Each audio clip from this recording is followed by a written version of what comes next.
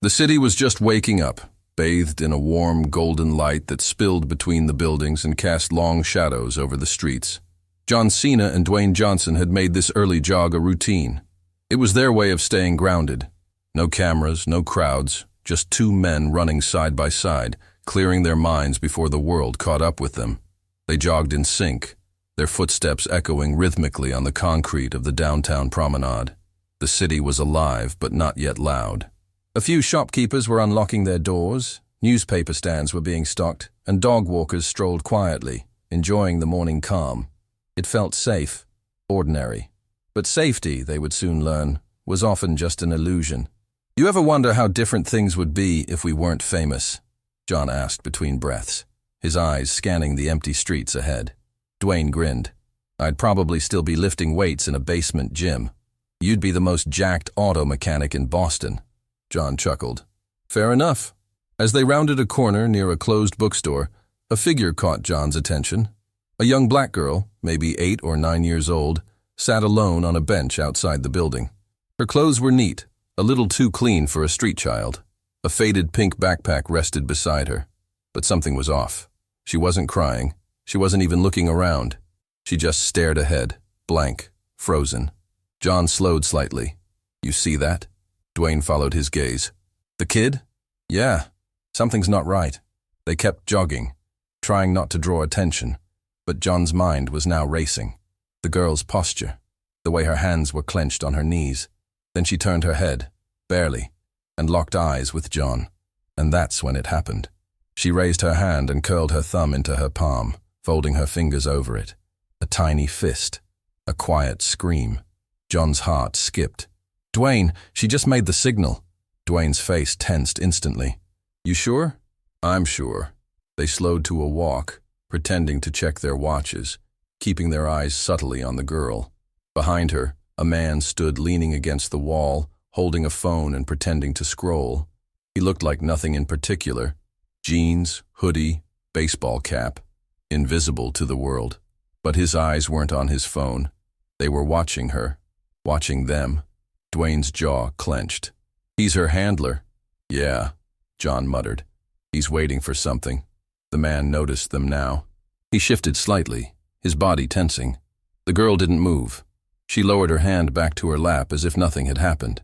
"We can't confront him here," Dwayne said. "Too open." "I know," John replied. "Let's see what he does." They crossed the street, ducking behind a delivery truck, then watched. After a few seconds, the man moved. He walked over to the girl, said something too soft to hear, then picked up her backpack and led her away. She didn't resist. She followed like a ghost. "We're tailing them," Dwayne said. They moved quickly, ducking into crowds and keeping distance. The man walked fast, glancing over his shoulder once, then again. He knew he was being watched. John spoke low. "He's heading to the subway." Sure enough, the man descended into the station, dragging the girl behind him. She looked over her shoulder just once, catching John's eye again. Her expression didn't change, but her hand twitched. Another signal. They bought tickets and followed. The subway platform was sparse. A couple sat at one end, arguing in hushed tones. A security guard stood at the far corner, distracted by his phone. The train screeched in a few moments later, and the man boarded with the girl. John and Dwayne slipped in through a different door. Inside the train, the man sat with the girl pressed close to his side. She didn't speak. She didn't move. Her face was turned toward the window, but her eyes were unfocused, like she wasn't seeing anything. John and Dwayne took seats across the aisle, trying to look casual.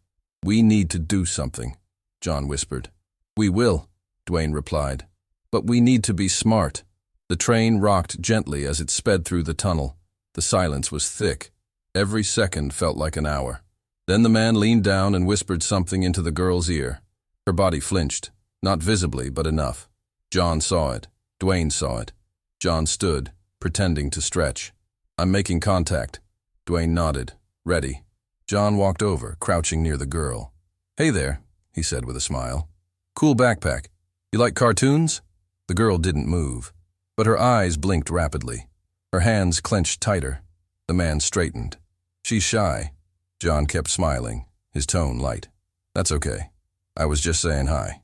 He stood slowly. As he did, the girl looked up at him, just for a second. Her lips parted. A whisper, barely audible. "Help."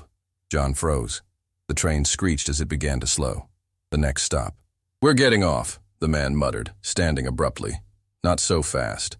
John stepped forward, blocking the path. "Excuse me," the man said, cold now, calculating. "Not yet," John replied. "She just asked me for help." The man's mask cracked. His eyes darted. His grip on the girl's wrist tightened. "You don't know what you're talking about." Dwayne was behind him now. "Pretty sure we do." The train stopped. Doors opened. The man shoved forward, trying to escape. John grabbed his arm. "Let her go." A struggle. The girl stumbled back. Dwayne caught her, shielding her with his body. The man twisted, throwing a wild punch. John ducked, countered, and drove his fist into the man's gut. The air left his lungs in a grunt. But the noise had drawn attention. Passengers screamed. Someone yelled for the guard. The security officer from the platform appeared at the door, radio already in hand. "Don't move," he barked. John raised his hands. "We're good. He was taking the girl." The girl stepped forward, clutching Dwayne's leg. "He's not my dad." That was all it took. The officer grabbed the man, cuffing him. Reinforcements were already arriving from the other end of the platform. John crouched beside the girl. "You okay?" She nodded. Then she cried. Not loud, but raw. Dwayne knelt beside them. "You're safe now." The officer turned. "We've had alerts on this guy, human trafficking. We were close to catching him." John looked at the girl. "You did the right thing. That signal. We saw it." She looked at him through tears. "I didn't think anyone would." He smiled.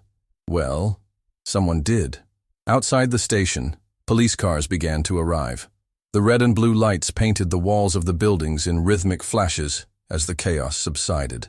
The man who had been arrested kept his head down, muttering disjointed phrases as the officers placed him in the back of the car. The girl was wrapped in a thermal blanket handed to her by one of the paramedics. She was still trembling, but no longer out of fear. Now it was a tremor of relief, her body finally allowing itself to feel everything that had been blocked by terror. She wouldn't let go of Dwayne's hand, who had crouched beside her, protecting her with his massive presence. John stood, talking to a detective.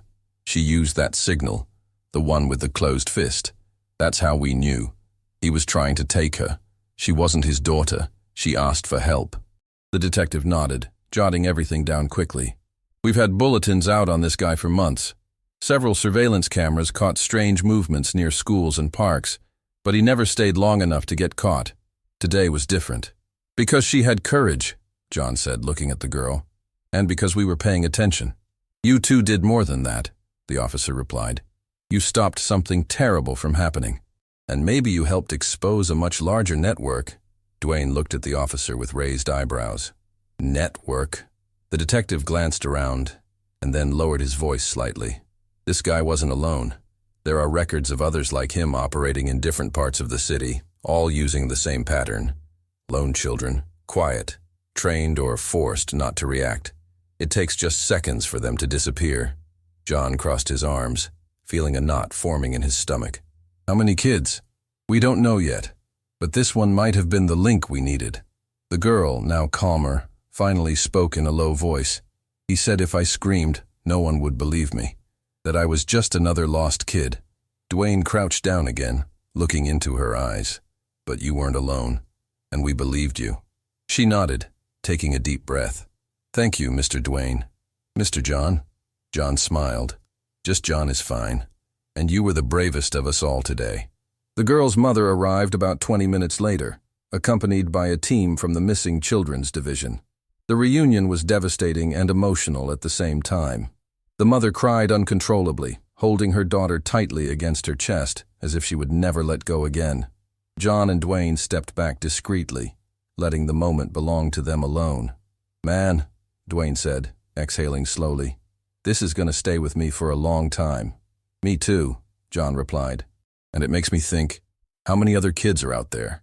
How many are making the same signal and no one sees?" Dwayne stayed silent, watching the street's movement. After a while, he spoke. "You're thinking the same thing I am, aren't you?" "Maybe I am. Maybe it's time to do more than just react." In the days that followed, the story hit the headlines. John Cena and Dwayne Johnson save girl from attempted kidnapping in New York. But the truth was more complex. The case that started as an isolated incident revealed a web of disappearances linked to an organized group with branches in other cities. Thanks to the girl's testimony, the police managed to arrest 3 more suspects in the next 48 hours. And more importantly, they rescued 2 other children being held in precarious conditions in a basement in the metropolitan area. But for John and Dwayne, the media praise meant nothing in the face of the reality they had uncovered. They decided they couldn't go back to their routine as if nothing had happened. They created a foundation, quietly, without fanfare. The focus was on training ordinary people to recognize signs of abuse, kidnapping, and trafficking. They held seminars with former FBI agents, body language experts, and human trafficking survivors. They used their platforms to share educational videos, teaching the hand signal, encouraging parents, teachers, and children to pay attention to the details. The kind of attention that saves lives. One morning, 2 weeks after the incident, they returned to the same park where it all began. The sun filtered through the tree leaves, casting soft shadows on the ground. The atmosphere was lighter, but their gaze was different. John took a deep breath. "I'll never walk through a place like this again and see just a park." "Neither will I," Dwayne replied. "But you know, maybe that's a good thing." They walked for a few minutes until they spotted a familiar figure. The girl was there, playing near a tree with other children. She wore a colorful headband, and her smile was genuine, like that of any happy child. There was no more fear in her eyes. When she saw them, she ran toward them with open arms. "You came!" John crouched down and hugged her. "Of course. We promised we'd come back, remember? My mom said I'm going to start theater classes," she said excitedly. "She says I need to learn to tell good stories now." Dwayne smiled. "That's the best news I've heard today." She looked at them with sudden seriousness. "Other kids, you're going to help them too, right?" John exchanged a glance with Dwayne. "Yeah, we will," she nodded, as if that was all she needed to hear. After a while, the girl went back to playing. John and Dwayne sat on a nearby bench, watching. Dwayne broke the silence.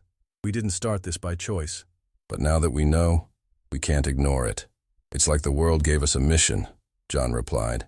"And this is a fight worth every second. And every punch," Dwayne added, smiling. They stayed there a while longer, watching the children play, in silence, in peace. Because even in a world where evil hides in plain sight, sometimes it just takes someone with the courage to look and act.